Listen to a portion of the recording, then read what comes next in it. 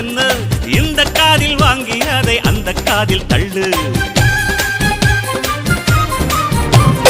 மேகம் மீதந்தாலும் காகம் பறந்தாலும் ஆகாயம்தான் அழுக்காக ஆகாதுன்னு சொல்லு. பூ பந்தை யாரும் நீரில் பத்தித்தான் வச்சாலும் வந்து வரும் தண்ணி மேலதான்.